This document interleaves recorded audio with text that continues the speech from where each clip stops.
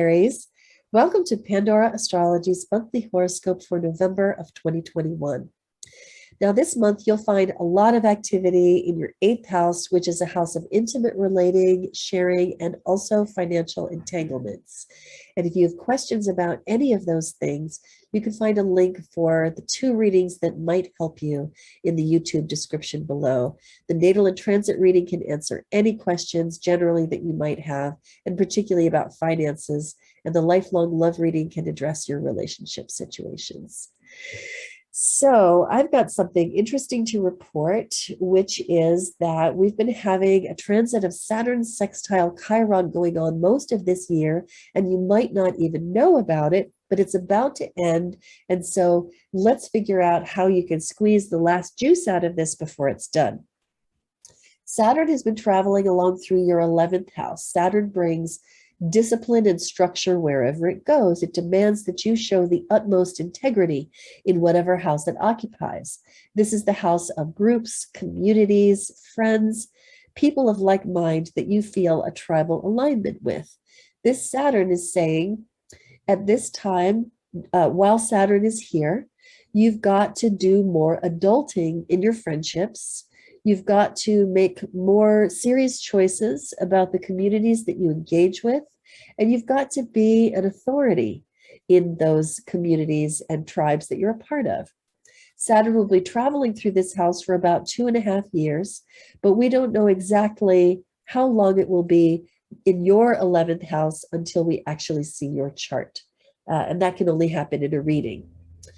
But this is a pretty good clue to have anyway. So Chiron is the other piece of this picture. Chiron is the wounded healer, and wherever Chiron goes, there is a mending and healing and fixing process that goes on. Most particularly taking things that have been split apart or broken, bringing them together, sealing them over, and restoring wholeness. Chiron is traveling through your own first house over a long period, about 7 years. And as I said before, I don't know when you feel the impact of this the most strongly without looking at your chart, but suffice it to say, this process can feel very personal, as if you must heal your very self in ways that you have been separated or split from your own self or your identity. And also, if you have shown behaviors that have hurt other people, now is the time to fix them. And that's because Saturn is helping. These two are helping each other. And the more responsibility and the more responsibility you take in your community and the more adulting you do there with Saturn in your 11th house, the better it helps your own healing process. And the more you engage in your own healing process, healing your behavior as well as your identity, the better it helps how you appear as an authority in your community. And now is the last month of that beautiful sextile between Saturn and Chiron. You can find out more about it on our November 2021 news playlist on our YouTube channel. So Julia has got some news for you about Mercury, Mars, and Venus. Take it away, Julia. All right, Jamie. Well, hey there, Aries. I'll begin with Mercury. Mercury represents where we spend most of our thinking that month, as well as communication. And it did a whole retrograde cycle last month. So this month, we're not dealing with the miscommunications and technical snafus that we were not too long ago, which is really good news.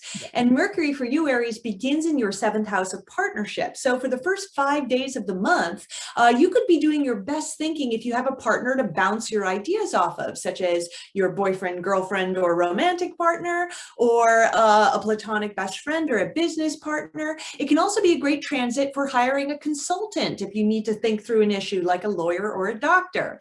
Then after the 5th, Mercury goes into your 8th house of other people's money and research. So when Mercury is in this house, you could be spending a lot of time thinking, strategizing, and communicating over shared resources. Those include the money you share with a partner, the money you share with family or even institutions like banks, like through loans and mortgages. This could be a time of strategizing, thinking, maybe even in terms of when you should apply for your next loan or how to kind of handle an inheritance. Mercury in the 8th can also be a wonderful transit for doing any type of research, whether it's in your personal or professional life. Just be careful not to get a bit too paranoid, because Mercury in the 8th can certainly do that as well. And Mars, the planet of action and activity, is also in the 8th house all month. So Mars in this house, wherever we have Mars is where we expend a lot of energy and also where we can run into conflicts. So this certainly can mean that there could be conflicts over shared money, maybe with your partner, maybe with family members.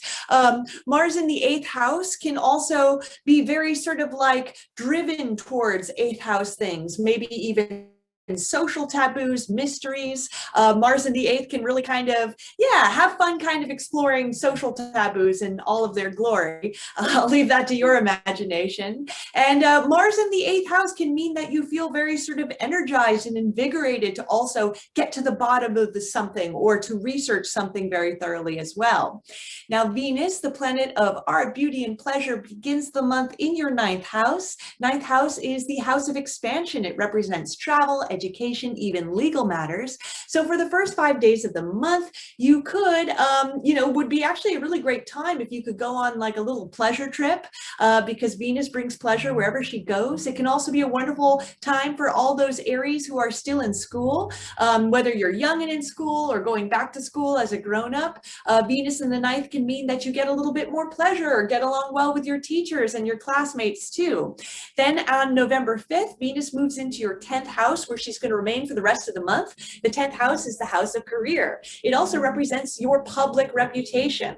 So when Venus comes into the 10th house, it's a nice time for getting along well with the people you work with, whether that's your boss. The 10th house represents authority figures, so that can be a boss, that can be a teacher, that can be a parent. Venus in the 10th house also gives us a big boost when it comes to our public image. So if you do anything in the public eye, or if you're on social media accounts, you might notice more followers, or your pictures are looking really good when you're up on there. Venus in the 10th house can also be a fruitful time in career, especially if your career involves anything Venus related, like if you work in beauty, design, you work with Venus is also really good with customer service or working with people too. Good stuff. Well, Aries, I want to tell you about the moons going on this month, beginning with the new moon in Scorpio here in your 8th house on November 4. And the moon is a water planet. It's occupying a water sign. And you think that would be really good. It would amp up the intuition of the moon, but it actually goes a little too far and can often look like paranoia, like feeling too much, a hypersensitivity, a tendency towards negative downward spirals. And that's happening in your 8th house, which, as Julia was pointing out, is the house of research. And so you might find yourself looking, under every rock for the nastiest, ugliest thing that you can find and fully expecting it to be there and finding it only because you expect that. So I think it's a good thing that this moon is balanced out by Uranus over here in Taurus. Taurus brings a stabilizing influence to Scorpio, can really kind of ground Scorpio when Scorpio goes off the deep end. And Uranus is all about introducing ideas that can turn your head around, that can change your mind into a whole other thought pattern. So for that reason, we're calling this moon Stabilize Paranoia Through Disruption. And it might be that you're having the paranoid thoughts and feelings, and somebody else introduces you to an idea that just reframes the whole picture, or it could be that you serve that function for somebody else. Now, the second moon this month is coming along at about the 19th. And here it is. Moon is in Taurus in your 2nd house, opposite the sun in Scorpio in your 8th house. And I did say that there's a lot of action this month in your house of like sharing and debt and like entanglements, financial entanglements and obligations. And you may find that a lot of this stuff comes up to the surface during the lunar eclipse. So this is a full moon, which is also a lunar eclipse. And we know that because the nodes are nearby. Here's the South Node in Sagittarius, North Node in Gemini. And this is the foundation that this eclipse is built on. These nodes have been traveling along through these signs for about 18 months, pressing us to let go of cherished beliefs, which we may feel very attached to, but which are not serving us and maybe even are getting in our way, although we might not even know that. And then the North Node in Gemini is pressing us to think freshly, to ask questions, to inquire, and to think more rationally and logically.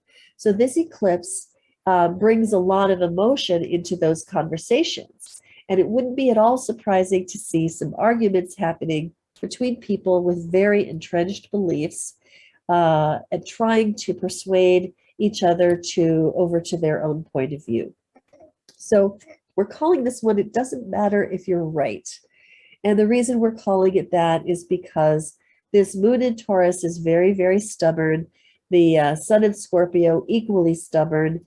And chances of actually persuading someone by dint of logic away from something that they believe in that is more taken on faith or an assumption, well, it's not likely to actually succeed. Now, you being open to logic and being open to other people's rational arguments is always a good idea. But no matter how much logic you may bring to other people, it might not have results, and it might be good to just let it go. This moon happening in your houses of finance is likely to bring those arguments into the financial realm. So when it comes to arguments between which money is yours, which money belongs to you and a partner, those could get really, really tough around this eclipse. And you might find that you are face to face with your own shadow, and your partner is too. And then you have to grapple with that. So try to throw some water on those flames, please. Be cautious about those kind of conversations around the 18th and 19th of this month. Now, the last thing I want to tell you about is the seasonal change, which happens when the sun leaves Scorpio and moves into Sagittarius. That's around the 21st, 22nd of this month, depending on your time zone. The seasonal change is really about the sun, and the sun symbolizes the light of attention, which is the life-giving force that helps things to thrive. Things on earth grow because the sun shines on them, and things in your life will grow if you shine the sunlight of your good attention on them. And it's always good to do that in whatever arena the sun is passing through.